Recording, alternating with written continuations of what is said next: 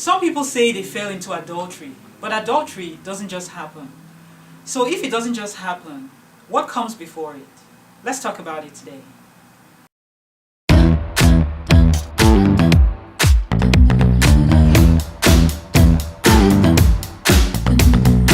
Hello. Hello, welcome to True Love Talk. My name is Ep3-Emotional, and today we're going to be talking about what happens before the act of adultery takes place. You know, many times I've heard people say things like, I don't know what happened, it just happened. That's not correct, because many times an emotional affair already begins before the actual act of adultery. You know, Jesus gave a definition of committing adultery, and he says that if you think of someone lustfully in your heart, you've committed adultery already. And so what happens many times is that a person finds somebody else outside the relationship, usually of the opposite sex, and they begin to depend on them for encouragement, for comfort, for affection. And sometimes they send text messages like, thinking of you. Well, that should never be the case with anybody apart from your spouse. Because where your treasure is, there your heart will be also. Your spouse should be the person that you're thinking about in that way.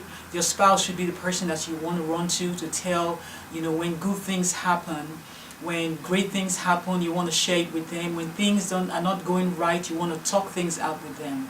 Because people in emotional relationships carry things going on in the marriage to this person and begin to discuss the marital relationships with this person. That's treading on dangerous ground.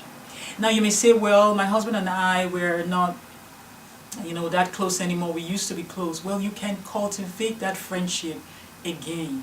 Friendship doesn't have to wane. The things of life that are going on doesn't have to cause your marriage relationship, the friendship in your marriage relationship to pause or to diminish. As a matter of fact, I have been married, my husband and I have been married for over 25 years, to the glory of God, with 8 children. So we've had a lot going on. We travel a lot for ministry. We have a local church that we pastor. There's a lot going on. But guess what? We take the time to spend it together, qualitative time. We make it a point to have dates. We make it a point to celebrate our anniversaries, sometimes outside of the country. Now, you may not be able to go outside of the country, but you can have a good space, a good time where you spend together. We eat out of each other's plates. We call each other on the phone several times a day. If anything good happens, that is what we're talking about. We call each other and say, hey, do you know what just happened? And we talk about it. And we communicate.